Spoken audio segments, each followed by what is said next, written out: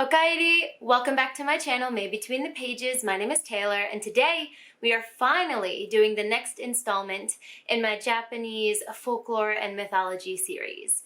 And today we're going to be talking about Kintaro.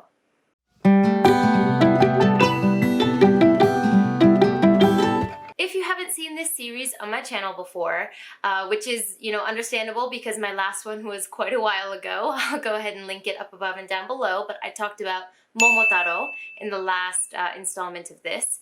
But I go back and forth between talking about Japanese folklore stories and talking about Japanese yokai. And I kind of alternate between those two different subjects. And I like to share these on my channel because I am a huge fan of folklore and mythology. I just eat it up and I love it. And as I live in Japan currently, it stands to reason that I've become very interested in the stories from Japanese history and what role those have today. So essentially what I do in these videos is I'll tell you the story, the context, the idea of either a yokai or a story, which today is a story, the story of Kintaro. And then I will transition to tell you how it exists currently in Japanese life, where you might be able to find current iterations of this story, etc. Now, Kintaro is a very interesting character in Japanese folklore because pretty much everyone knows his name and he's very popular all throughout Japan, but no one really knows his story. In preparation for making this video, I did like a survey of all of my Japanese friends, my Japanese family, and asked them what they know about Kintaro. And pretty much everyone knew the same one or two facts, which is one, that he has an axe as his weapon and he's super strong, and two, that he has sumo wrestled a bear. And that's true. Those elements are a large part of Kintaro's story. I just find it so interesting that no one really seems to know his origin or anything like that. So I did some research and let's see what I found out. Kintaro translates to golden boy in English, kin being the kanji for gold, and taro being like an old style suffix used for boys in like old school Japan. So in my Momotaro video, I talked about this, how Momo means peach and taro is the suffix, so he's known as Peach Boy. So Kintaro is known as Golden Boy. He always wore a bib, I don't know if that's the right word I'm looking for, but he always wore a piece of clothing that had the kanji for gold on it. The legend of Kintaro is supposedly based on a real-life bushi named Sakata Kaidomaru. His name was later changed to Sakata Kintoki. So you'll see both of these names, referencing this actual historical figure. As with a lot of folklore and mythological figures, this real-life person's deeds got so much attention and fame that he developed into a legend over time. Now, as for his origins, there are a lot of different stories out there as to how he came to be. One of them is actually that he's the son of a Yamauba, which is like a yokai in Japanese folklore that is like an old hag, an old woman who lives in the mountain, and she usually has this like terrifyingly dirty, grubby appearance, and she tends to have cannibalistic tendencies where she likes to consume those who wander into her domain. So one of the stories is that he's actually the son of one of these yokai. Another iteration is that his mother had to run away from her home for some reason. She ran into the mountains and was enticed in by a Yamauba, and the intention was for the yokai to eat Kintaro, the child, but somehow the mother gets away. Another idea is that his mother still ran away, but ended up living in the mountain and became kind of like a Yamauba. She kind of transformed into it. So that's another iteration of it. And some of the more fantastical ones are that he was actually conceived when his mother had a dream about a red dragon. She had relations with a red dragon in her dream and woke up pregnant with Kintaro. So whatever the actual story may be, the result is the same, which is that Kintaro was born and grew up in the wilderness in the mountains. He was a very genki, energetic, lively child, and in all depictions of him, he's very sturdy, very chunky. He has a lot of girth to him. And from childhood, from when he was a baby, he was incredibly strong. From what I could gather, his childhood was essentially him frolicking through the mountains, becoming friends with all of the animals that live there, kind of becoming their leader, learning from them and you know, playing with them. And during this time is when we get the axe, the fact that he has an axe, and we get the story of him sumo wrestling a bear. He would use the axe to cut down trees. In some iterations of the story, he would help woodcutters, local woodcutters in the area, chop down trees when he was as young as 8 years old because he had such incredible strength. So he used the axe more for those types of things rather than actually like fighting enemies. When he fought enemies, a lot of the stories have him wrestling them or using his physical prowess to beat them. With the sumo wrestling, there is a story where he and his friends, his animal friends, are playing in the woods and they decide to pass the time by wrestling each other. So there are a couple pictures of Kintaro actually being like the referee for the sumo matches between other animals. There's a picture, quite a famous picture, of him being the referee for, I think it's a monkey and a hare, or monkey and another bear, maybe. I'll put the picture up on the screen, but so there are a lot of depictions of this, and it's at this time that he wrestled the bear. So it's not necessarily that the bear was his enemy or he was wrestling them to save someone from a bear. He was just having fun with his animal friends, and he was like, hey, bruh, let's see who's stronger, you or me. And Kintaro was stronger, according to the story, and he beat the bear in the sumo wrestling match. There is another story that I would assume would be from this time in Kintaro's life because the depictions of it are when he's younger, but there is another story about him wrestling or fighting a giant koi fish. There aren't many things written down about this, but there are tons of artistic representations of it, so I think it's pretty safe to say that this is part of Kintaro's lore. I only found one source of like an actual story for this, so I'm not sure if this is canon, but what I did find was that apparently Kintaro's mother fell into like the pool at the bottom of a waterfall, and the giant koi fish just ate her as a snack, essentially, and so Kintaro jumped into the water to beat the koi fish and save his mother. It wasn't very clear whether he saved her and got her out alive or she was dead and that was the demise of his mother, but he got revenge on the koi fish. I'm not really sure, but in most iterations of this story, his mother is alive later. So I'm gonna go ahead and assume that he saved his mother from the belly of the koi fish. But that is just my interpretation of that. So after Kintaro, you know, frolics, enjoys his time in the woods with all of his animal friends. I'm not sure around what age this interaction happens, but at one point they're returning home from frolicking and there is no bridge to cross a river.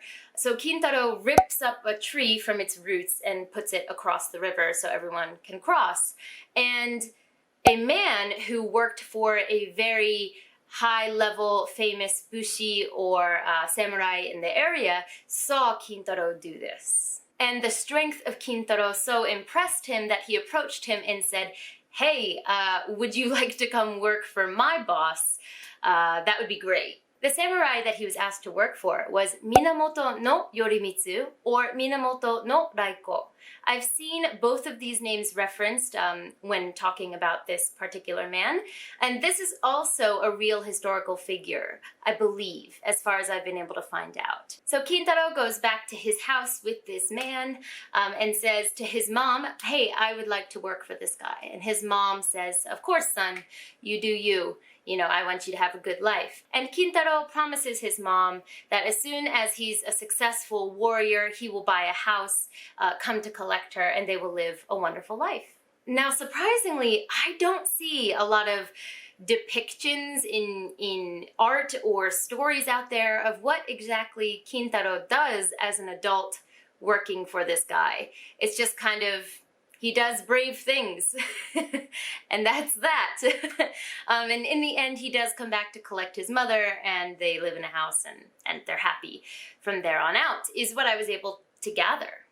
A lot of the artistic depictions of Kintaro are when he's a child, so I do think that that's the main focus of his story. So you'll see a lot of, versions of his story that are for children specifically. So picture books, movies, game characters. You'll see a lot of him in that kind of form. It's actually really interesting how self-aware Japan seems to be of like the nebulous aspect of Kintaro's story, how no one really seems to know what he's done, because there's this set of commercials for the phone company AU that has three main characters, one being Momotaro, one being Kintaro, and one being Urashimataro, which I will be doing a video on this guy soon. But these three characters are like best friends in these commercials, and they're super popular. And there's this one commercial actually where the three of them are sitting together and Kintaro is like kind of down and the other two are like, why are you so down? I've noticed you're not feeling so good recently. And Kintaro says, well, guys, like you guys, your stories are so big and you've done so much. Everyone knows what you've done. But me, tell me, what have I done that's famous? And they said, well, you wrestled a bear. You sumo wrestled a bear and you won. And he's like, yeah, that's not that special. Anyone could have done that. And then he says, all right, well, tell me something else I've done. Come on. And Urashimataro is like, there's something, I'm sure. And Kintaro's like, see, I told you. So this interaction between these characters kind of makes it clear that some Japanese people, some aspects of Japanese culture are pretty self-aware of this aspect of his legend.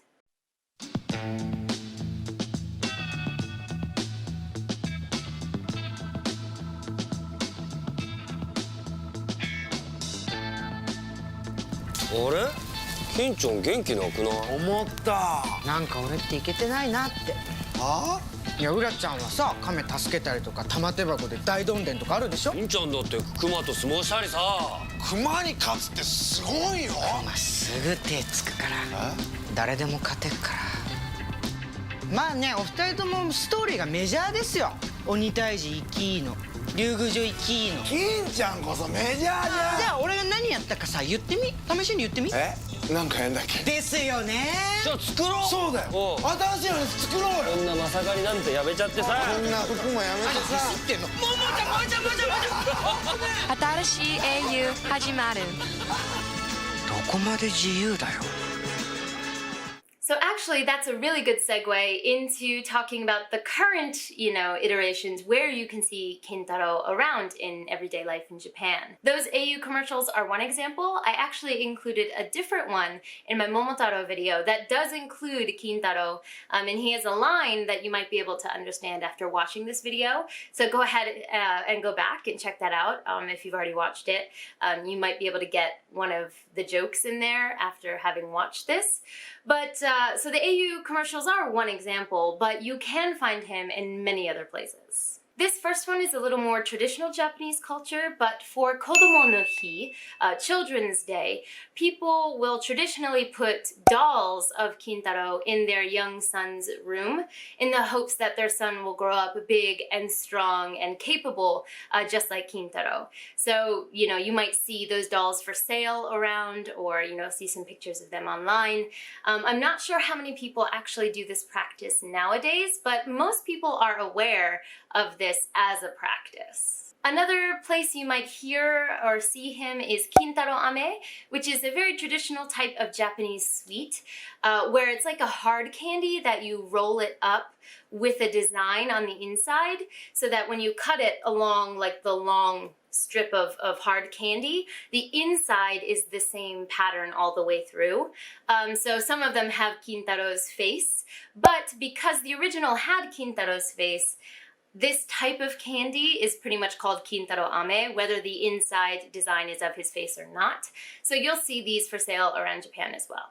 Something new I also learned while researching this is when you have a red food, like a red bean or a red carrot or any like vegetable or fruit that's red, it's often called kintoki plus the vegetable name. So for example, you have kintoki mame, or kintoki ninjin, which is carrot. Now there are two things we need to recall here. One is that the historical figure that Kintaro is supposedly based upon is called Kintoki.